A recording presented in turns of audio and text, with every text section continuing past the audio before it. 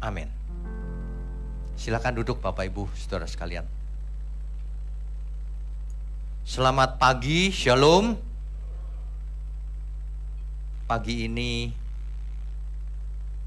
kita akan membahas firman Tuhan yang judulnya semua orang sudah tahu.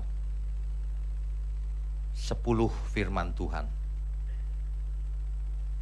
Perjanjian antara Tuhan dan umat Israel itu terjadi di Gunung Sinai atau di Gunung Horeb. Tuhan memberikan 10 firman atau hukum tentang bagaimana beribadah, bagaimana hidup sehari-hari, dan seterusnya. Ya. Disebut dalam bahasa Ibrani disebut Aseret Hadivarim, atau 10 firman, atau 10 kalimat, atau diterjemahkan 10 perintah Tuhan, atau 10 logos. Dekalog ya, dekalogos, 10 firman. Seringkali itu diterjemahkan dalam singkatnya saja 10 hukum. Dan 10 hukum ini hampir semua orang tahu. Ternyata 10 hukum ini ditulis oleh jari Allah. Keluaran 31 ayat 18. Dan Tuhan memberikan kepada Musa setelah ia selesai berbicara dengan dia di Gunung Sinai kedua loh hukum Allah, loh batu yang ditulisi oleh jari Allah. Ditulis oleh jari Allah. Saudara, yang tidak banyak orang tahu adalah begini. Di zaman kuno, suatu perjanjian itu dibuat 2 rangkap. Seperti zaman sekarang, 2 atau 3 rangkap kan? Satu dipegang oleh pihak satu dipegang oleh pihak kedua. Demikian juga 2 loh batu. Selalu orang kalau membayangkan 2 loh batu itu, 2 loh batu, perintah 1 sampai 5 di sini, 6 sampai 10-nya di sebelah kanannya. Sebenarnya tidak demikian. 10 perintah ada di 1 loh batu. 10 lagi di batu satunya. Kopinya. Apa maksudnya? 1 untuk Tuhan, 1 untuk manusia. Dari situ kita tahu bahwa manusia mesti merespon nih. Ada bagian Tuhan, ada bagian manusia. Jadi 2 loh batu itu isinya sama persis, 10 firman dua-duanya. 1 untuk Tuhan, 1 untuk manusia.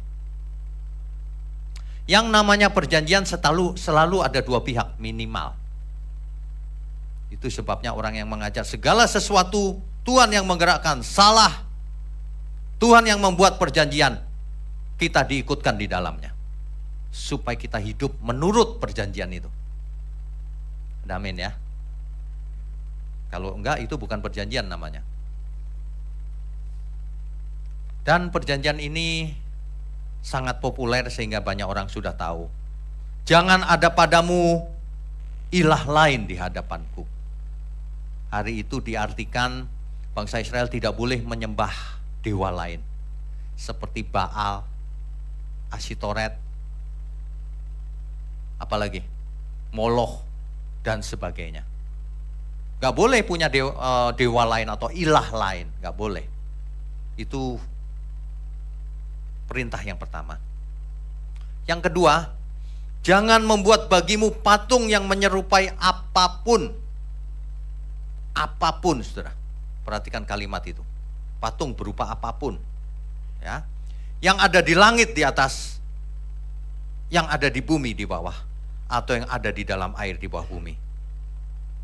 Tapi belum selesai kalimatnya. Jangan sujud menyembah kepadanya atau beribadah kepadanya.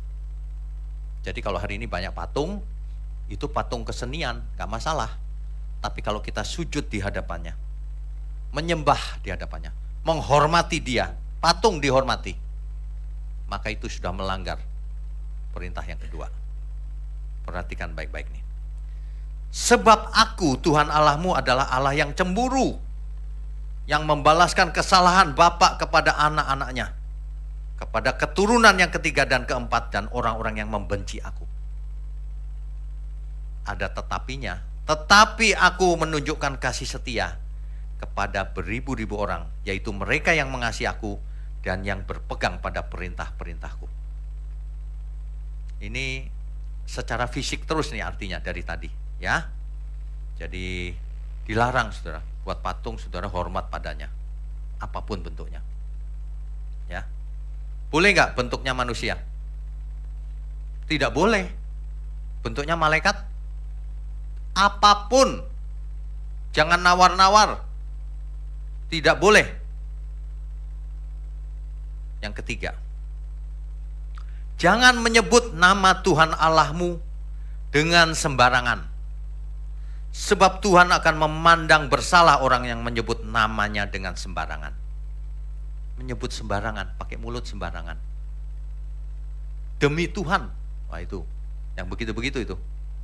Tapi ternyata ia ingkar. Jangan sembarangan, maksudnya itu, jangan sembarangan itu. Ingatlah dan kuduskanlah hari Sabat. Ini hukum diberikan di Gunung Sinai.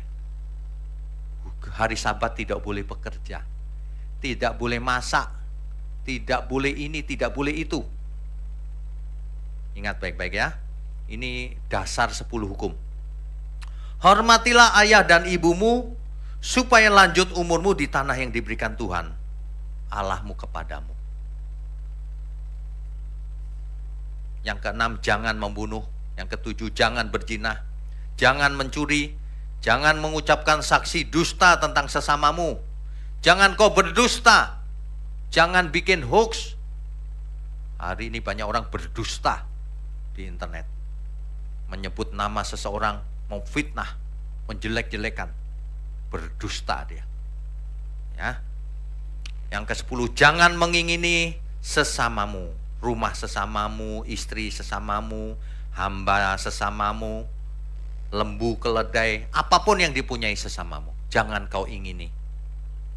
Ya, itu bukan milikmu. Jadi Tuhan memberikan firman ini kepada Israel, umat Israel. Hari itu di Gunung Sinai. Ya. Kemudian di kemudian hari para rabi mengeksplorasi hukum ini menjadi 613 perintah yang disebut mitzvot. 613. Susah nggak itu ngafalinya? 10 aja yang tadi nggak hafal, Pak. 613. Waduh, mereka hidupnya letih lesu, berbeban berat, kena segala macam aturan syariat Taurat. Ini nggak boleh, itu nggak boleh, ini haram, itu. Waduh, hati-hati banget, takut salah. Ya, itu asal mulanya itu. Nah, bicara soal 10 hukum Tuhan, tidak bisa dipisahkan dengan hukum Taurat, saudara. Ya, hukum Taurat itu apa sih? Banyak orang yang tidak mengerti apa itu hukum Taurat. Hukum Taurat itu dicatat baik-baik. Hukum Taurat itu adalah 5 kitab pertama di Perjanjian Lama. Kejadian, Keluaran, Imamat, Bilangan, Ulangan. Itu hukum Taurat. 5 itu. Jadi semua yang tertulis di situ itu adalah hukum Taurat. Ingat baik-baik, hukum Taurat bukan cuma 10 firman Tuhan tadi, 10 perintah Tuhan. Hukum Taurat itu banyak sekali. Semua yang dibahas di 5 kitab yang pertama itu, ya. Di samping itu, jadi 10 perintah tadi termasuk hukum Taurat. Ya. Di samping itu diatur oleh hukum Taurat berbagai macam persembahan. Ada persembahan persepuluhan. Setiap mendapatkan sesuatu hasil bumi, ternak, dipersembahkan 1/10. Setiap 3 tahun ada lagi. Tahun Yobel ada lagi, tahun ke-50. Ada banyak aturannya. Ya, berbagai macam persembahan. Apalagi? Itu Taurat tuh semua itu. Berbagai macam kurban. Kurban bakaran. Kurban penebusan dosa. Kurban ini, kurban itu banyak sekali, saudara. Itulah sifat agamawi itu banyak ritualnya. Berbagai hari raya harus dirayakan. Sukot, hari Sabat, macam-macam hari rayanya banyak. Itu hukum Taurat. Berbagai liturgi ya. Nah, jadi kalau kita tahu ini hukum Taurat, jadi jangan meleset. Ini perlahan-lahan, sebenarnya bahannya banyak. Cuma saya mesti ngebut nih, waktunya singkat soalnya. Ya. Jadi sebenarnya hukum Taurat yang diberikan kepada bangsa Israel itu statusnya bagaimana hari ini? Masih berlaku atau tidak? Saya ringkas mengingatkan begini. Pada waktu manusia jatuh dalam dosa, Tuhan berjanji melalui keturunan perempuan ini akan lahir Mesias, akan menemukan kepala si ular. Lalu Tuhan mengulangi janjinya kepada Abraham, Ishak, Yakub, dan seterusnya.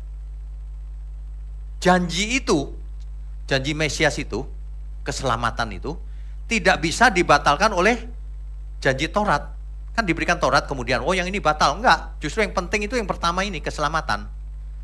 Itu loh. Taurat diberikan di Gunung Sinai untuk umat Israel ketika baru keluar dari Mesir.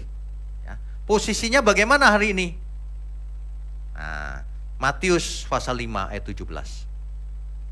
Janganlah kamu menyangka bahwa aku datang untuk meniadakan hukum Taurat atau kitab para nabi. Aku datang bukan untuk meniadakannya, melainkan untuk menggenapinya. Bapak Ibu mesti mengerti arti kalimat ini satu persatu supaya tidak salah mengerti. Yang dimaksud hukum Taurat atau kitab para nabi adalah hukum Taurat dan kitab para nabi. Apa itu? Kitab perjanjian lama. Ya. Aku datang bukan untuk meniadakannya, bukan untuk menghapus. Sebenarnya teks hasilnya nggak begitu. Dipakai kata kataluo. Kataluo itu artinya aku datang bukan untuk merusak Taurat, bukan untuk menghancurkan Taurat. Itu artinya. Ya iya, Taurat yang memberikan hukum kan Tuhan juga. Masa Tuhan datang untuk menyalah-nyalahkan Taurat? Ya tidak. Tentu saja tidak. Tapi untuk apa? Untuk menggenapinya. Pleroo, menggenapinya. Nah, banyak orang tidak mengerti arti menggenapi. Menggenapi itu artinya to complete, to finish, to make it happen. Menggenapi itu jadi gini loh, ilustrasinya ya. Seperti gini, aku datang bukan untuk merusak nubuatan itu, tapi untuk menggenapi.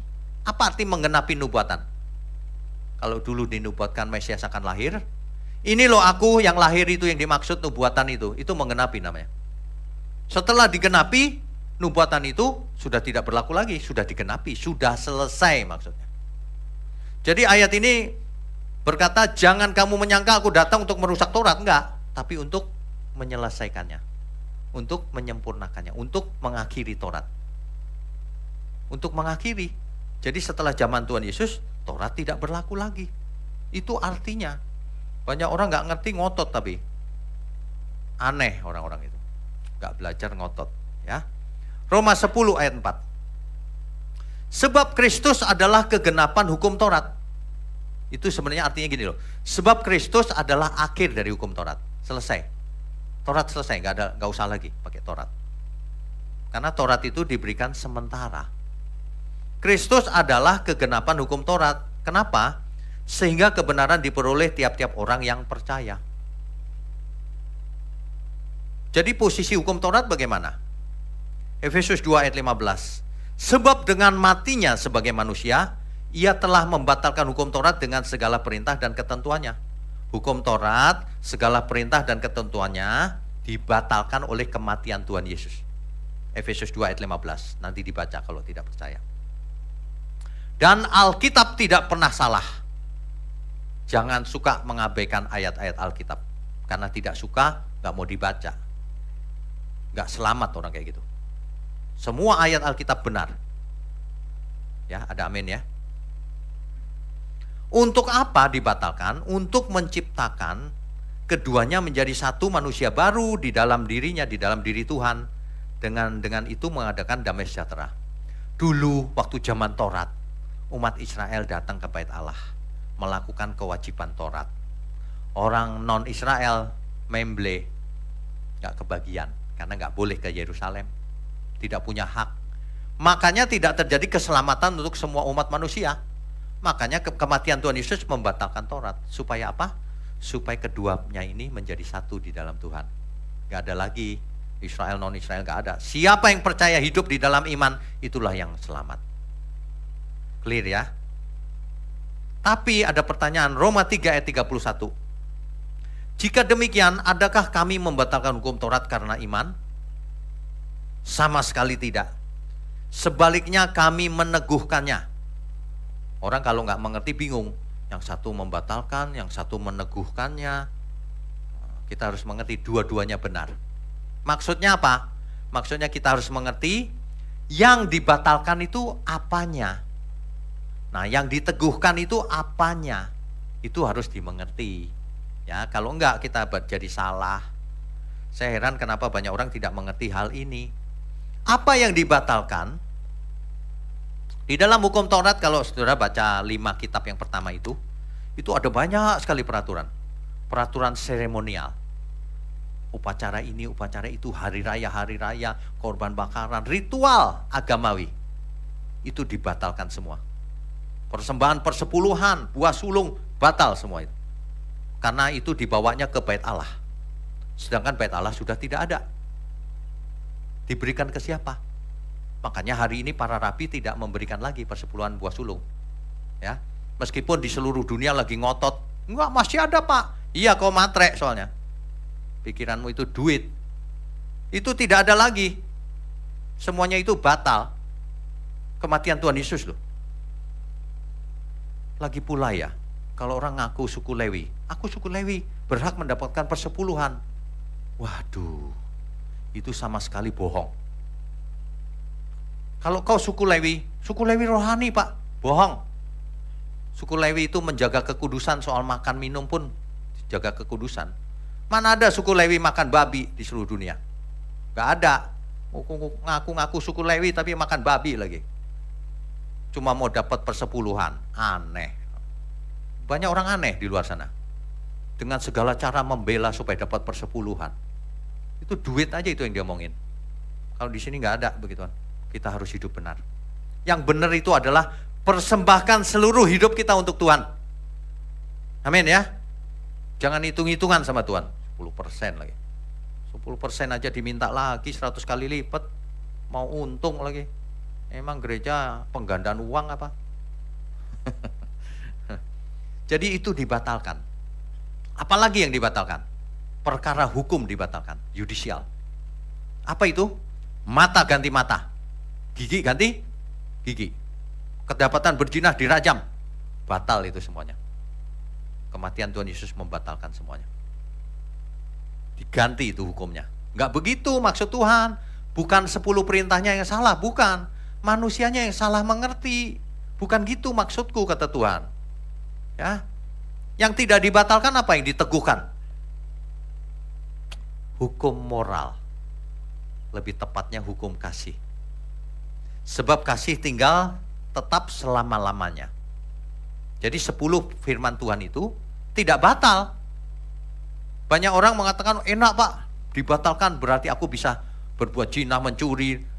Banyak yang ngaco begitu. Pikirannya itu kotor. Mendengar kata dibatalkan, enak nih aku bisa gini gitu. Dengarkan yang lengkap. Ya. 10 firman itu tidak dibatalkan. Tetapi disempurnakan. Intinya itu dibawa, disempurnakan. Disempurnakan di perjanjian baru oleh Tuhan Yesus. Itu intinya. Jadi jangan merasa Taurat dibatalkan lalu bisa sembarangan, nggak bisa. Ya, intinya. Topik pagi ini saya beri subtema dipagari. Dipagari, saudara.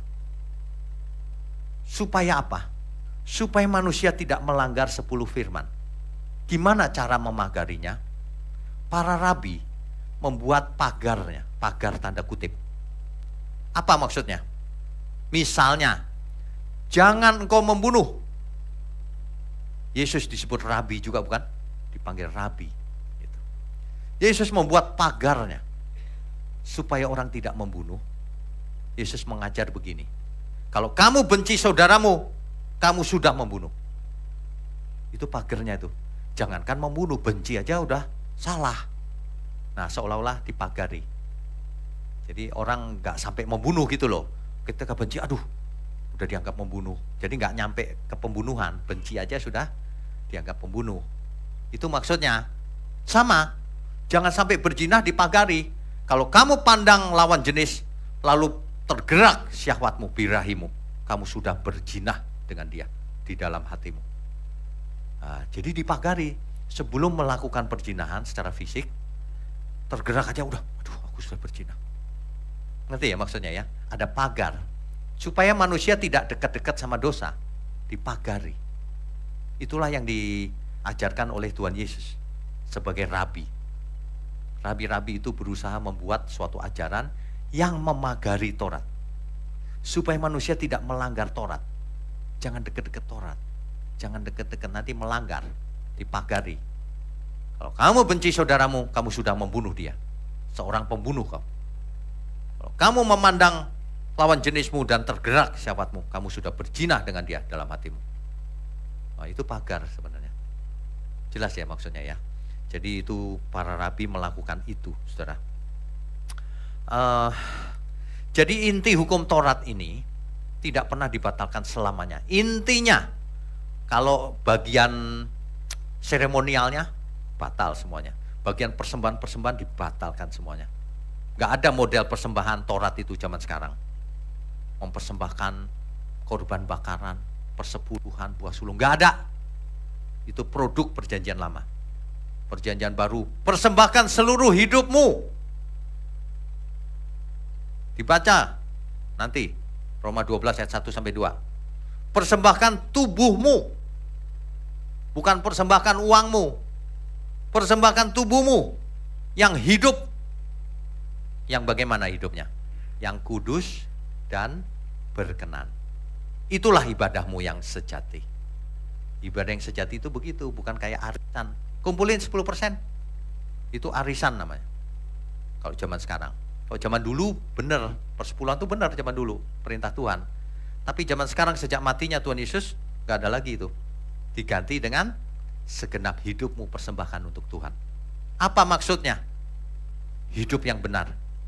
Dimanapun, kapanpun, dalam segala hal. Persembahan boleh Pak 10%. Boleh, tapi bukan persepuluhan. 12% boleh. Makanya jangan hitung-hitungan. Kalau saudara punya banyak, persembahkan yang banyak, gak usah hitungan bro. Kalau gak punya jangan merasa bersalah. Aku lagi gak ada, ya udah gak usah kasih, gak masalah. Kalau yang kekurangan,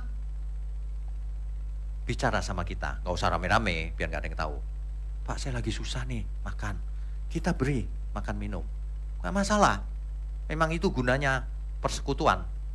Jangan semua dihantam rata 10%. Itu lalim namanya. Orang gak punya duit harus bayar. Belum bisa Pak, ngutang. Loh, persepuluhan ngutang. Itu penemuan baru itu. Persepuluhan kok ngutang, lalim itu namanya. Kejam. Ya. Sebaliknya yang punya uang jangan hitung-hitungan. Ya. Saya tidak pernah loh seumur hidup kasih persepuluhan, saya kasih tahu. Kenapa? Karena kalau saya kasih nggak hitung-hitungan. Nggak berani saya pakai kalkulator itu berapa persen tuh ya, nggak berani. Bro, ya udah, gitu aja. Itu bisa berapa persen itu? Bisa 25% bisa kadang-kadang. Kita harus belajar nggak hitung-hitungan sama Tuhan. Ini serius loh. Ini serius. Kalau orang agamawi, dia tidak bisa sempurna. Sebab Taurat tidak membawa manusia kepada kesempurnaan. Taurat hanya membawa manusia kepada hidup agamawi. Kalau kemana-mana pakai jubah agama, merasa lebih rohani dari orang lain. Waduh, mengerikan loh. Mengerikan. Saya pernah suatu hari parkir ya. Parkirnya bagus, rapi. Ada orang tua lewat. Sambil berdoa, qomat kamit. Saya pikir, oh dia rohani banget berarti. Oke lah, gak masalah. Dia lihat saya. Kan kita gak kenal ya sebenarnya ya. Saya diam gitu. Dia lihat saya, masa dia marahin saya? Salahnya apa? Dia bilang gini, dasar kafir. Loh, kenal aja nggak dikafir-kafirin saya. Dia nggak tahu dia yang kafir. Waduh, sampai segitunya loh, saudara. Kalau orang hukum Taurat tuh begitu. Dulu orang Farisi kalau lihat orang lain ya, lihat bangsa lain gitu ya, goyim. Goyim itu kafir, orang asing. Sama persis. Itu kehidupan syariat Taurat itu begitu. Nggak jadi berkat. Malah kelihatan kejam. Manusia nuraninya hilang karena agama. Edan nggak itu? Justru manusia mengenal Tuhan, nuraninya jadi nurani ilahi. Makin kenal Tuhan, makin pelit, makin kejam sama sesama. Menggunakan agama untuk menghukum sesamanya. Itulah yang Tuhan Yesus bubarkan itu. Gak ada begituan, salah itu. Tuhan Yesus menyembuhkan orang sakit di hari Sabat. Orang Farisi langsung berkata, dia melanggar hukum Taurat. Masa hari Sabat menyembuhkan orang sakit? Masa hari Sabat makan? Begini begitu gitu. Tapi Tuhan jelaskan, anak manusia Tuhan bagi hari Sabat. Jangan dibalik. Tuhannya hari Sabat itu Tuhan. Jangan Tuhan ditaruh di bawahnya hari Sabat. Kita tidak di bawah Taurat. Ingat baik-baik, jangan hidup menurut Taurat. Apalagi persembahan yang tukar tambah itu. Saya kasih 10% nanti balikin ya Tuhan 100 kali. Salah itu, jangan dilakukan lagi seumur hidupmu. Ya, kita itu ya, sekarang udah umur berapa ya setiap kita ya? Berapa lama lagi kita hidup kita tidak tahu. Mari kita sempurna. Jangan hidup menurut Taurat. Ini bukan tentang uang, tentang hidup kita masing-masing. Hidup kita masing-masing itu loh, apakah sudah menyenangkan Tuhan atau belum? Kalau memberi persembahan yang menyenangkan Tuhan, kalau tidak ada uang, nggak apa-apa, nggak masalah, tetap bisa menyenangkan Tuhan, hatinya harus bersih. Kan gitu. Bukan tentang uang, saudara. Ya, kemanapun kita pergi, ya, ingat baik-baik itu, lupakan Taurat, lupakan segala hukum. Kemanapun kita pergi, menyenangkanmu, menyenangkanmu, dimanapun dan kapanpun, dalam segala perkara, menyenangkanmu, menyenangkanmu, sejak di bumi sampai selamanya. Menyenangkan Tuhan. Kalau orang diajar begitu terus ya, nanti lama-lama luntur keagamawiannya. Yang penting aku menyenangkan Tuhan. Iya. Saya cuma bisa kasih contoh ya. Seandainya ini di antara Bapak Ibu ada yang hidupnya sendirian, umurnya sudah lanjut, setiap saat bisa dipanggil Tuhan, bukan? Loh iya, ini memang kenyataannya begitu kan? Jangan sampai hartamu itu sia-sia. Kalau udah sendirian, langsung bikin warisan. Wariskan ke yang berguna, ke saudara yang membutuhkan misalnya. Bisa. Jangan dibiarkan terkatung-katung gak karuan nanti ditinggal mati. Kasih ke gereja, bisa juga, terserah. Doa sama Tuhan, hidup kita jangan sia-sia loh, dosa loh. Dosa itu namanya. Ya. Hidup tidak menyenangkan Tuhan buat apa? Seperti orang Farisi ahli Taurat itu. Bisanya cuma mau menghukum orang lain. Kalau ada yang berjinah gitu, rame-rame itu seneng tuh dibawa ke tengah-tengah kerumunan rame-rame. Rajam gitu. Waduh. Itulah yang namanya penyelewengan Taurat. Hukumnya Tuhan dipakai untuk menghukum sesama. Hukum Tuhan itu tidak dipakai untuk menghakimi. Hukum Tuhan itu dipakai untuk mengarahkan bagaimana kita hidup. Lagi pula kita bukanlah hakim. Hakimnya adalah Tuhan. Jangan pernah di antara kita yang menghakimi sesama, ya. Mulai sekarang jaga mulut, jaga setiap perkataan, jaga setiap perbuatan kita. Inti Taurat tidak pernah dibatalkan. Intinya ya, apa itu? Hukum kasih. Di dalam Matius 22 ayat 36 sampai 40. Guru, manakah yang terutama dalam hukum Taurat? Jawab Yesus kepadanya, kasihilah Tuhan Allahmu dengan segenap hatimu dan dengan segenap jiwamu dan dengan segenap akal budimu. Itulah hukum yang terutama dan yang pertama. Dan hukum yang kedua yang sama dengan itu, gak bisa dipisahkan, menjadi satu. Ialah kasihilah sesamamu manusia seperti dirimu sendiri. Pada kedua hukum inilah tergantung seluruh hukum Taurat dan kitab para nabi. Saudara mengerti maksudnya? Inti dari seluruh perjanjian lama itu adalah kasihilah Tuhan Allahmu dengan segenap semua yang ada padamu, dan kasihilah sesamamu seperti mengasihi diri sendiri. Itu inti yang tidak pernah batal selama-lamanya. Bahkan ketika kita sampai surga, itu pasti tetap berlaku. Sebab Alkitab berkata, kasih tinggal tetap selamanya. Di surga kita tetap harus mengasihi Tuhan, tetap harus mengasihi sesama. Kalau soal ritual, ke gereja mungkin gak lagi di surga. Bentuknya mungkin bukan begini lagi. Tapi persekutuan dalam kasih itu selama-lamanya. Ya. Jadi kalau demikian, inti ini tidak pernah batal. 10 firman Tuhan, 10 perintah Tuhan itu tidak pernah batal, tetapi diberi arti yang lebih sempurna oleh Tuhan. Nah, ini yang semua harus belajar itu ini. Tetapi diberi arti yang lebih sempurna. Di kitab Yeremia pasal 31, di situ dikisahkan nubuatan tentang adanya perjanjian yang baru. Demikian, sesungguhnya akan datang waktunya, demikianlah firman Tuhan, aku akan mengadakan perjanjian baru dengan kaum Israel dan kaum Yehuda. Bukan seperti perjanjian yang telah kuadakan dengan nenek moyang mereka pada waktu aku memegang tangan mereka untuk membawa mereka keluar dari tanah Mesir. Bukan seperti itu. Ya, jadi dalam bahasa sederhana begini, aku akan mengadakan perjanjian yang baru dengan umat manusia. Bukan seperti dulu di Sinai. Bukan. Kalau di Sinai kan diberi 2 loh batu tuh. Perintahnya semuanya fisik ya. Tapi aku akan menaruh hukumku di akal budi manusia dan di hatinya. Beda nggak? Beda.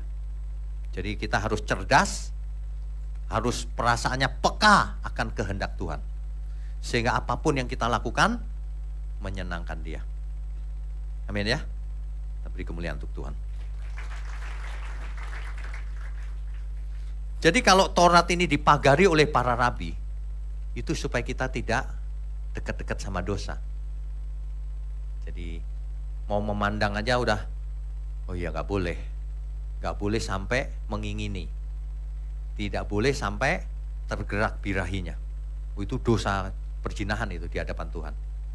Jadi dipagari itu, jauh-jauh dari itu. Memandang pun yang sopan. Memandang dengan pikiran dan hati yang bersih. Itu maksudnya ya. Oke, baik. Jadi status hukum Taurat itu sebenarnya sudah jelas. Segala sesuatu dibatalkan kecuali intinya, hukum kasih. Hukum kasih. Di Galatia 5 ayat 18 dikatakan demikian. Tetapi jikalau kamu memberi dirimu dipimpin oleh Roh. Bapak Ibu ingat ya, orang manusia yang dipimpin oleh Roh itulah anak-anak Allah. Jadi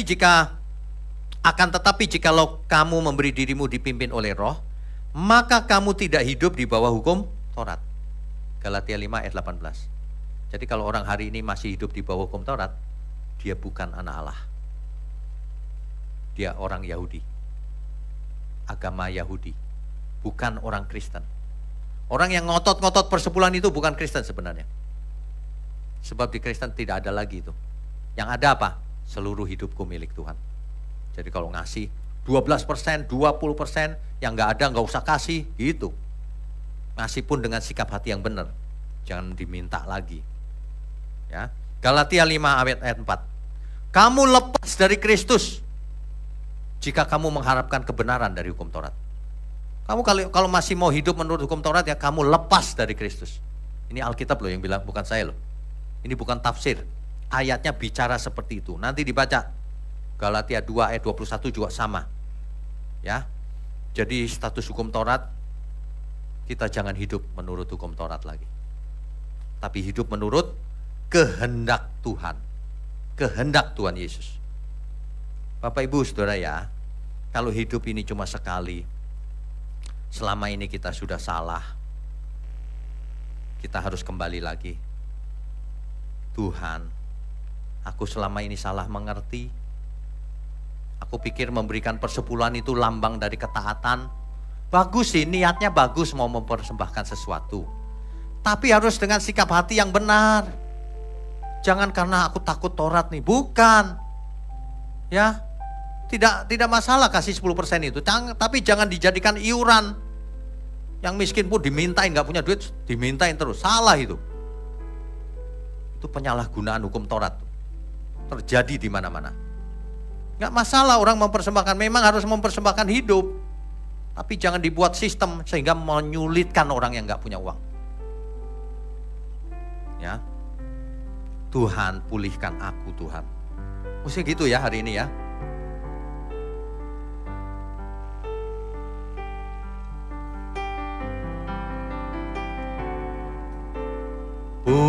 Pulihkan aku Tuhan dalam sisa hidupku ini. Segarkan jiwaku selalu oleh kuasa firman dan roh-Mu. Ubah hatiku Tuhan untuk lebih mengasihi-Mu, mengutamakan Kau Yesus lebih dari dunia ini. Yang ku ingini Engkau saja,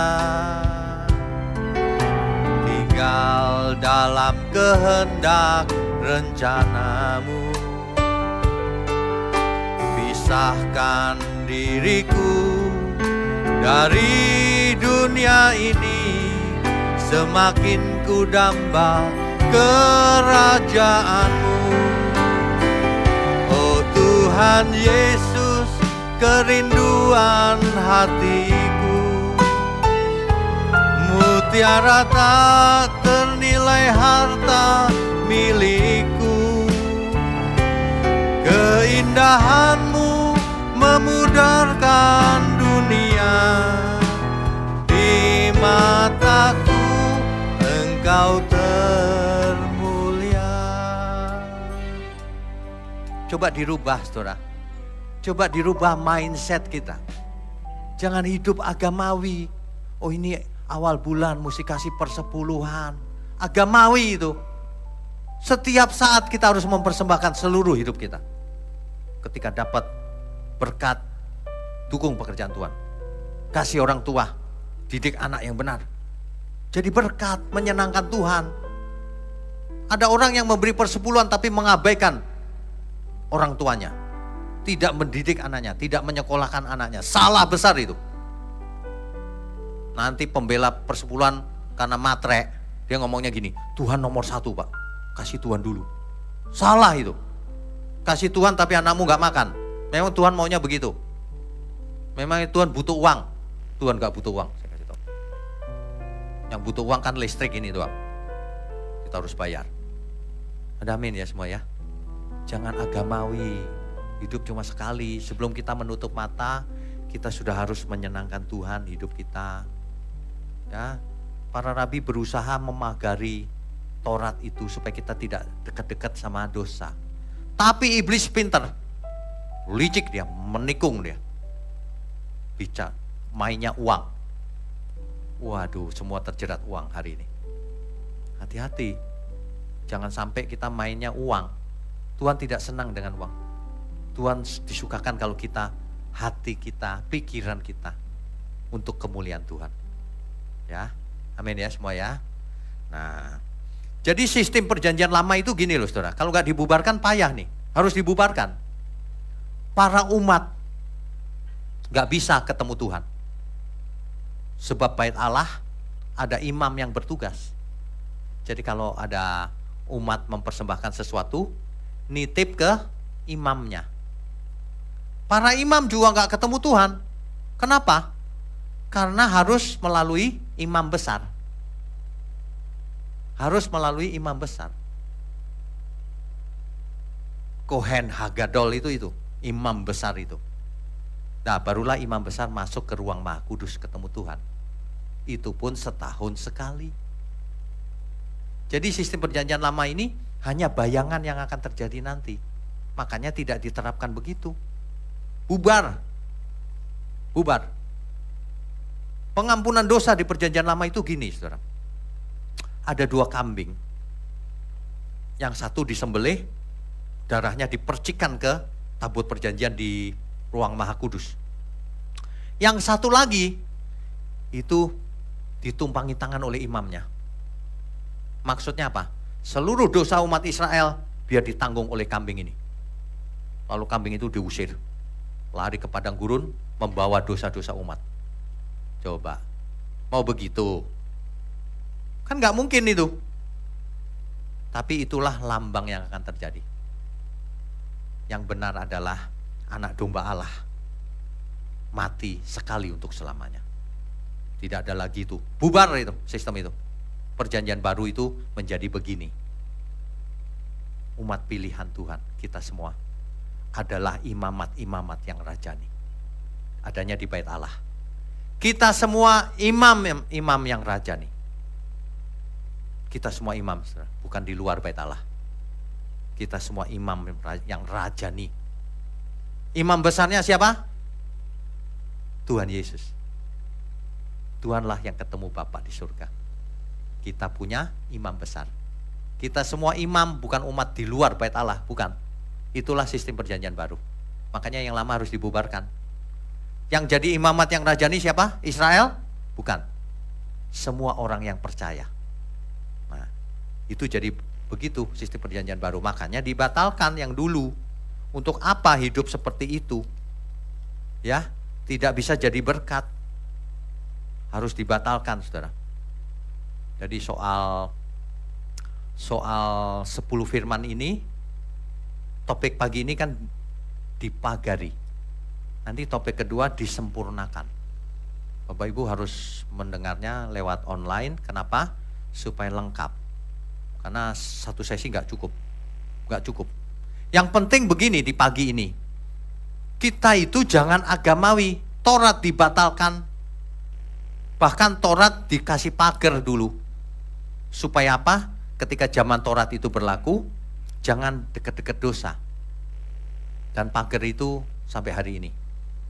Tuhan Yesus berkata, kalau kamu memandang lawan jenis dan birahimu naik, kamu sudah berzina dengan dia. Makanya, jangan pernah ada di antara kita yang nonton yang tidak pantas ditonton. Mendengar yang tidak benar. Sebab kesesatan itu masuk melalui telinga dan melalui mata. Ingat itu baik-baik. Gak ada orang rusak mendadak, itu gak ada. Pelan-pelan dia dengarnya hoax. Lama-lama dia rusak pikirannya. Dia nonton yang gak benar, lama-lama dia ikut. Saudara tahu gak, di mana-mana terjadi anak-anak pegang senapan bunuhin orang. Banyak kan di negara-negara lain. Kenapa? Karena tontonannya itu game yang sadis-sadis itu loh. Game hari ini sadis loh, saudara. Gak tahu saudara pernah perhatikan gak? Game itu ya lawannya zombie. Dipenggal kepalanya, dua muncrat, darah dua gitu. Zaman dulu kan disensor begituan. Sekarang anak-anak loh, dia seneng gitu. Akibatnya kalau dia sakit jiwa, wah dibunuhin orang-orang. Hati-hati, kejahatan masuk lewat banyak hal loh. LGBT dan sebagainya itu mulai menambah dunia itu. Waduh, mengerikan saudara. Ya, kalau kita belajar firman Tuhan, apa yang diajarkan oleh Tuhan Yesus langsung, itu pagar-pagar itu kelihatan nyata. Kelihatan nyata banget. Bahkan disempurnakan. 10 firman itu bahkan disempurnakan loh. Jangan ada padamu ilah lain di hadapanku. Jangan kau buat patung apapun bentuknya. Hari ini itu sudah jauh berbeda. Lebih sempurna. Jangan kau punya idola di dalam pikiranmu. Jangan kau punya berhala di pikiranmu itu. Kalau dulu kan patung tuh bentuknya yang disembah-sembah. Sekarang gak perlu patung. Di pikiranmu itu ada apa? Berhala apa? Dewa apa? Banyak orang di sini ada dewa Mamon. Mamon dewanya. Satu lagi dewa kenajisan. Seks bebas. Macem-macem dewanya manusia zaman sekarang. Dewa modern. Gak kelihatan, gak punya patung, rumahnya bersih. Tapi di dalam sininya ada banyak berhala. Jadi 10 perintah Tuhan itu jangan diartikan cuma begitu. Itu disempurnakan oleh Tuhan. Makanya dibatalkan sistem lama. Ini loh yang benar tuh begini. Bukan patung fisik. Apa yang ada di dalam pikiranmu itu? Itulah berhala yang sesungguhnya. Yang menguasai hidup manusia. Itu berhala. Makanya Tuhan berkata, kalau engkau tidak melepaskan diri dari segala milikmu, tak dapat jadi muridku. Gak bisa banyak berhala di pikiranmu. Lepasin dulu semuanya. Baru bisa belajar, baru bisa dengan bersih menerima. Ya Tuhan. Kalau enggak, di sininya banyak nih. Ke gereja aja mau dapat untung, kasih 10% dibalas 100, itu berhala itu di sininya. Itu mamon. Tuhan tidak anti mamon loh ya, jangan salah mengerti ya. Bapak Ibu harus banyak mamonnya.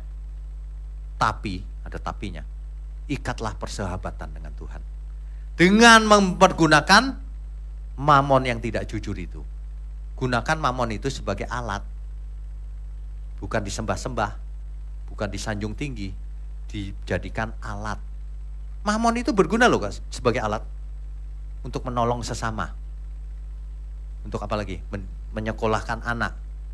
Untuk mendukung pekerjaan Tuhan. Bayar listrik. Itu pakai mamon semua. Itulah mamon sebagai alat. Untuk kemuliaan Tuhan. Bukan untuk diri sendiri. Kalau mamon untuk diri sendiri itu, waduh, bisa binasa itu orang-orang itu. Jangan ya saudara. Pagi ini kita belajar pagari diri kita. Jangan ingini dunia ini. Punya banyak tapi jangan merasa memiliki. Dipagari, ini bukan milikku ini. Ini milik Tuhan.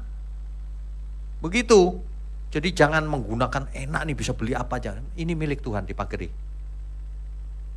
Ya. Kita harus belajar memagari diri kita supaya tidak mendekat kepada dosa. Caranya yaitu coba pikirkan pagar-pagar itu supaya aku tidak bersalah sama Tuhan. Mamon ini kupagari hanya untuk Tuhan. Begitu harusnya, bukan dipagari ini punyaku, bukan milik orang lain. Pagarnya beda tuh. Maksudnya dipagari gini, ini milik Tuhan nih. Aku gak boleh terlalu dekat. Aku hanya pengelola. Maksudnya begitu loh. Ya, makanya para rabi berusaha membuat pagar-pagar itu karena itu. Nanti di sesi 2 penyempurnaan itu pagar sebenarnya. Nanti kita detailkan itu. 10 itu apa sebenarnya. Yang dipagari itu apanya saja, yang disempurnakan itu apanya saja. Ya. Amin ya Bapak Ibu ya. Jadi hidup cuma sekali, jangan kita salah mengerti. Kalau enggak kita nanti jadi agamawi. Enggak jadi berkat. Alkitab berkata, Taurat tidak membawa kepada kesempurnaan. Padahal perintah Tuhan, sempurnalah kau sebab Bapamu di surga sempurna. Jadi kalau mau sempurna, tinggalkan Taurat. Kalau mau sempurna, tinggalkan sistem persepuluhan buah sulung. Kalau mau sempurna, kalau nggak mau ya terserah. Tinggalkan itu, diganti dengan persembahan tanpa batas. Seluruh hidupku untuk Tuhan. Iya. Ya. Coba persembahkan 20% misalnya. Jangan di sini kalau nggak percaya, di mana saja. Ini untuk Tuhan, latihan. Yang nggak punya nggak usah kasih sama sekali. Coba, sejahtera nggak? Yang benar sejahtera, nggak ada, nggak ngasih ya nggak apa-apa. Iya kan? Begitu. Jangan hitung-hitungan terus gitu, percuma hidupmu. Sia-sia hidup menurut Taurat. Hidup cuma sekali, kita itu bebas. Ya, Tuhan berkata begini, marilah kepadaku semua yang letih lesu berbeban berat. Aku akan memberikan kelegaan bagimu. Sebenarnya sistem agamawi itu mengikat, menyebabkan orang tidak bebas. Aduh, aku harus ini, harus itu, harus ini, harus itu. Tapi kalau yang Tuhan ajarkan, akal budinya dipenuhi hukum Tuhan. Dipenuhi kehendak Tuhan. Sehingga hidup menjadi plong. Gak masalah. Makanan haram, gak ada yang haram. Tapi aku makan, jaga makan. Bukan berarti gak ada yang haram, semua dimakan. Ada yang bergerak sedikit dimakan. Jangan dong. Ya, tidak semua yang kita lakukan itu menyenangkan Tuhan. Artinya makan pun ya yang benar. Bicara pun yang benar. Karena bicara bisa menyakiti Tuhan, tapi bisa memberkati sesama, menyenangkan Tuhan. Amin ya semua ya. Kita beri kemuliaan untuk Tuhan. Kalau orang mengerti hal ini, dia tidak akan mempermasalahkan ritual-ritual agama lagi. Yang dia permasalahkan adalah, aku mau ke langit baru, bumi baru. Bagaimana supaya menyenangkan Tuhan? Bagaimana supaya aku mengalami perubahan akal budi, sehingga apapun yang kulakukan, semuanya berkenan. Bersih, jauh dari dosa. Gak usah dipagarin pun sudah jauh. Nah itu yang benar begitu. Saudara, libatkan seluruh yang ada pada kita. Mengasihi Tuhan dengan seluruhnya. Pikiran, perasaan, hati, waktu, uang, keahlian, semua yang ada pada kita. Gunakan perasaan juga. Kalau kita pakai perasaan kita akan rindu langit baru, bumi baru. Sementara aku di bumi, aku kerja keras, belajar yang pintar, cerdas, bisnis yang hebat, jadi orang tua yang hebat, suami yang hebat, istri yang hebat untuk Tuhan. Ya. Bilakah ku pandang wajahmu di dalam kemuliaan Bapa surgawi, rinduku hausku akan dirimu. Bilakah ku di sana selamanya? Bilakah usai pelayananku, ketika kita tas kau sebut namaku, nama yang baru. Bilakah ku di sana selamanya? Kau janjikan langit baru dan bumi yang baru, di mana tiada air mata, duka cita. Aliran air kehidupan mengalir dari tahtamu, keteduhan sempurna abadi. Bersama orang kudusmu, sujud menyembah selamanya. Rinduku, hausku, bilakah ku diam di sana. Bapak Ibu Saudara sekalian, saya himbau kita semua untuk menjadi keluarga. Jangan datang ke gereja cuman seperti tamu atau nonton bioskop.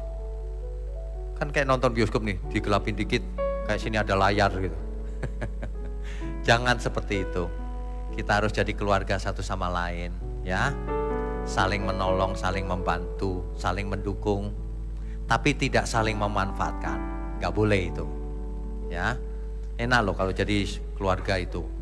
Makanya kita berusaha sebagai gereja Tuhan itu, bagaimana ya supaya kita merasa semua memang keluarga. Memang keluarga sebenarnya. Makanya Bapak Ibu datang, silahkan ngopi-ngopi dulu, ngobrol dulu. Jangan bubar terus pulang gitu kayak nonton bioskop. Bubar, ngobrol dulu sesama, ya say hi, apa kabar. Ngobrol sama saya juga bisa. Hidup cuma satu kali, kita buat yang nyaman di dalam Tuhan tentunya. Ya, amin ya. Saya undang semua untuk bangkit berdiri.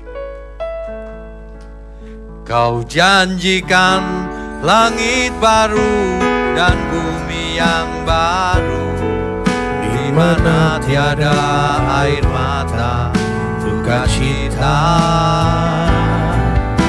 Aliran air kehidupan mengalir dari tahtamu, keteduhan sempurna abadi. Bersama orang kudusmu,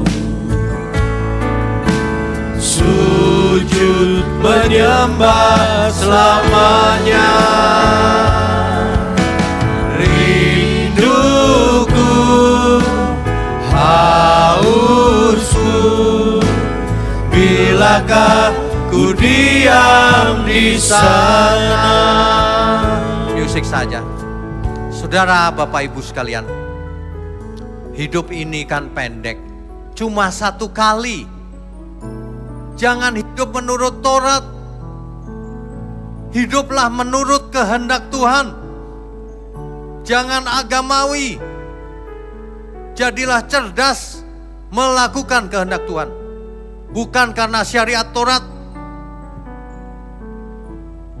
Jangan mempersembahkan hanya persepuluhan buah sulung. Persembahkan seluruh hidupmu. Yang terpenting adalah itu, bukan uang malahan. Marilah kita belajar menjadi keluarga Allah di bumi ini. Bersama-sama semuanya. Belajar membersihkan pikiran dan hati kita. Supaya kita tidak terikat oleh aturan-aturan agama, tapi terikat oleh kehendak Tuhan. Amin ya. Tuhan janjikan langit yang baru, bumi yang baru, saudara. Kau janjikan langit baru dan bumi yang baru, di mana tiada air mata, duka cita. Aliran air kehidupan mengalir dari tahtamu, keteduhan sempurna abadi. Bersama orang kudusmu, sujud menyembah selamanya. Rinduku, hausku, bilakah ku diam di sana? Bilakah ku diam di sana? Bilakah ku diam di sana? Bilakah ku diam di sana? Bapa kami yang di surga, kami sungguh mengucap syukur Tuhan pakai gerejamu di tempat ini untuk mendatangkan banyak jiwa yang jauh di ujung bumi. Biarlah Engkau pakai terus Tuhan gerejamu di tempat ini. Hamba berdoa untuk para pelayan Tuhan, Engkau berkati mereka satu persatu, juga seluruh keluarganya, agar mereka pun melayani Tuhan sampai selama-lamanya. Juga semua kami Tuhan, khususnya yang mendukung pekerjaanmu ini, Kau berkati juga mereka, kemanapun mereka pergi. Juga seluruh umatmu dimanapun berada, baik yang hadir di tempat ini maupun yang online non jauh di sana. Bapa di surga, kami angkat tangan kami tinggi-tinggi. Mohon curahkan berkat-Mu atas kami. Kami sambut segala berkat, baik berkat jasmani maupun berkat rohani. Sehat, umur panjang, hikmat marifat turun atas kita semua. Untuk kemuliaan Tuhan. Di dalam nama Bapa, Putra, dan Roh Kudus.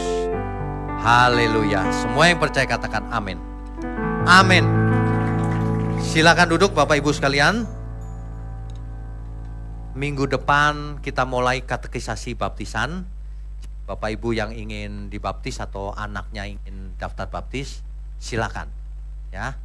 Sebentar ada info tentang khotbah minggu depan. Tuhan Yesus memberkati. Saudara sekalian, bicara soal kebenaran, setiap orang merasa benar. Makanya semua kecap dinomor satukan. Ada orang yang mengatakan saya paling benar, ini paling benar, itu paling benar. Mana sebenarnya yang paling benar? Oleh sebab itu, hadiri seminar 7 natur kebenaran dan aplikasinya. Seminar ini wajib dihadiri oleh para teolog, apologet, pengkhotbah, bahkan oleh para jemaat sendiri. Agar kita bisa membedakan manakah yang benar, manakah yang salah. Inilah alat uji kebenaran yang sangat objektif dan alkitabiah. Pastikan saudara ikut. Dan ajak seluruh saudara dan sahabat-sahabat. Bapak-bapak dan ibu-ibu yang terkasih dimanapun berada, yuk kita belajar pelajaran Alkitab bersama secara online. Setiap hari Rabu jam 7 malam bersama pendeta Bapak Wignio Tanto secara online, bisa melalui Zoom.